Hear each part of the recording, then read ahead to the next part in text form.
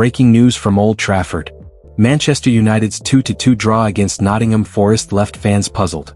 And now Ruben Amorim has finally explained why he refused to make attacking changes. In this video we'll break down Amorim's tactical decision, his reasoning behind keeping faith in Ahmad in the front line, and what it reveals about his trust in the squad. But that's not all, we've also got major transfer news. United are preparing a January transfer assault for Nottingham Forest star Elliot Anderson, with competition from Man City, Chelsea, and Newcastle. Plus, Fabrizio Romano drops a new update on Conor Gallagher's possible move to Old Trafford this winter. Stay tuned as we unpack everything from Amorim's post-match comments to United's big midfield plans for January. Why Ruben Amorim didn't make any attacking changes for Manchester United versus Nottingham Forest. Man United drew 2-2 with Nottingham Forest in the Premier League, and Ruben Amorim explained the changes he made after the game. Ruben Amorim made no attacking substitutions against Nottingham Forest because he believed Manchester United had the right players on the pitch to come back in the game. United were leading 1-0 at halftime, but Morgan Gibbs-White and Nicolo Savona both scored in the space of a few minutes at the start of the second half to turn the game on its head. Amorim eventually reacted by introducing Patrick Dorgu for Diogo Dalot in the 68th minute. Noussair Mazraoui was the next player to come on from the bench to replace Leny Yoro. The United boss refused to freshen his attack in pursuit of a way back into the contest, but Ahmad scored a stunning volley with 9 minutes remaining to salvage a point. Speaking during his press conference, Amorim explained the changes, saying, "Sometimes it's not if you put on more strikers, I don't feel we are going to play better. If you see Dalot, many times he has the ball with the space to make the cross, but he is a right foot and is always inside with that space. The only thing is Patrick, Dorgu, we are going to do the same thing. When you have the ball, go to the side, cross because the space is there. If you want to come inside, Cunha is always there to receive the ball. Nous, Mazraoui, if you see the end of the second half, Leny Yoro was always the guy with space to run with the ball, and Nous is a fullback, so we try to use the characteristics of the players. And then it's not the quality because we have a lot of quality on the bench, but sometimes I have the feeling if I stop the game all the time I'm going to break something." He continued, "I think we were improving during the second half, so my feeling was I didn't change anything with the guys in front because we have the talent there. And I know Ahmad can do so much better. I know Ahmad is really dangerous 1-against-1. So sometimes we expect a guy who is not having a great game can change the game for us. He managed to score. But we have the potential to do so much better and lost 2 points today." Kobbie Mainoo and Joshua Zirkzee were left on the bench again. Amorim said, "I could do the same thing with Kobbie Mainoo, Mason Mount. Mount was there also. Mainoo and Josh. Then you have to imagine the game. Josh is a little bit like Cunha playing between the lines. And if you see the game, we had a guy that needs to be inside the box, and Ben is the best one to do that. It's just a moment, we try to do our best, and it's nothing to do with the quality on the bench." Elliot Anderson. United planning January assault to win transfer race. Despite their recent impressive run of form, Manchester United need to address their lack of balance at the base of their midfield as soon as possible if they are to secure a top 4 finish in the Premier League at the end of the season. So far, Ruben Amorim has opted for a midfield pairing of Casemiro and Bruno Fernandes, and even though the Brazilian has been superb, he has not managed to last 90 minutes in any game this campaign. Manuel Ugarte was signed in 2024 to be the long-term replacement of the former Real Madrid superstar, but he has been pretty disappointing so far. The Uruguayan has managed to start 3 times this term, and the Red Devils has lost on all those occasions. The head coach does not see Kobbie Mainoo as being good enough to play in the deep-lying playmaker position. Midfielder needed. Ruben Amorim reportedly pushed hard for Ineos to sign Carlos Baleba last summer, but Brighton's high asking price made the deal impossible. Since then, Baleba's performances have dropped significantly, leading Manchester United to shift their focus elsewhere. Now, Nottingham Forest's Elliot Anderson and Adam Wharton have moved ahead on United's midfield shortlist. Anderson in particular has impressed despite Forest's struggles this season, and sources suggest he's ready to take the next step in his career by joining a bigger club.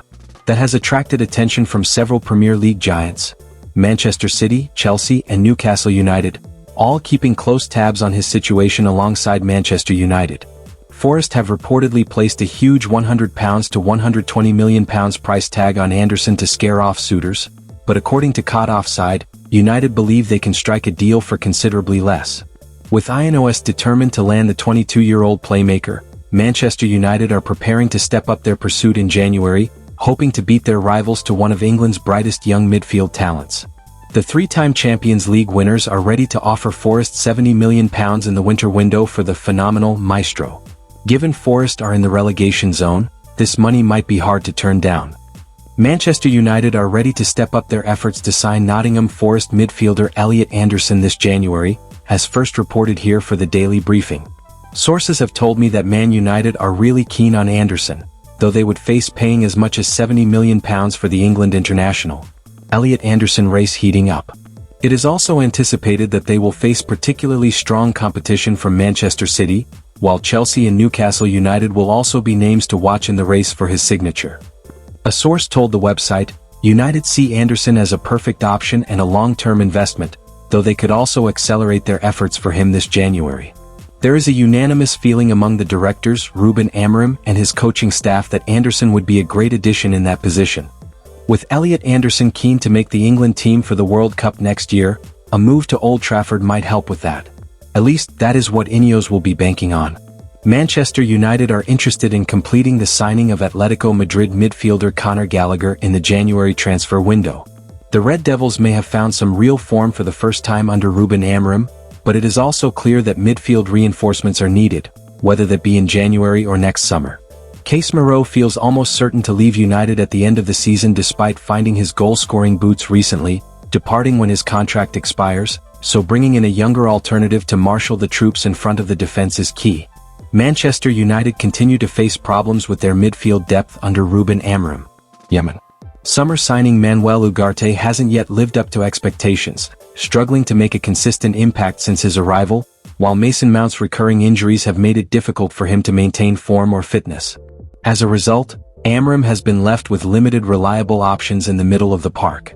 That's why United are once again being linked with Conor Gallagher, the energetic England midfielder currently at Atletico Madrid.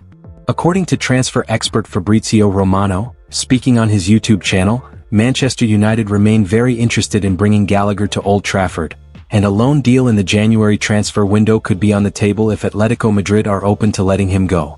Gallagher has been admired by United for some time, and the club see him as a strong short-term solution to bolster their midfield ahead of a crucial second half of the season.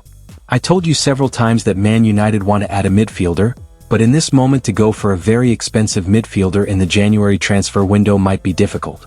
Players like Carlos Baleba maybe are not even available. Same for Angelo Stiller, and then there could be opportunities. A name that Manchester United considered in the summer transfer window final days was Conor Gallagher from Atletico Madrid. Conor Gallagher remains an option in case Atletico Madrid decide to open doors to a loan move. At the moment Gallagher is only focused on Atletico Madrid. Manchester United's interest is genuine since August. But Gallagher is one of the options they have in case it could be an opportunity on loan, in case it can be a typical general deal. So we will be following the situation. But Gallagher is a name we have to keep there. There is plenty to admire about Gallagher for United, not least the fact that he already has so much Premier League experience from his Chelsea and Crystal Palace days, during which Frank Lampard called his work rate amazing. So there you have it, United fans. Ruben Amorim's decision not to change his attack now makes perfect sense when you hear his reasoning. He trusted the players already on the pitch, and Ahmad proved him right with that brilliant late goal. Meanwhile, things are heating up off the field, with Elliot Anderson and Conor Gallagher both on Manchester United's radar ahead of the January transfer window. What do you think, Reds? Should Amorim have made more attacking subs against Forest? And who would you prefer in midfield, Anderson or Gallagher? Drop your thoughts in the comments, hit that like button, and don't forget to subscribe for more breaking Manchester United news, transfer updates and match analysis.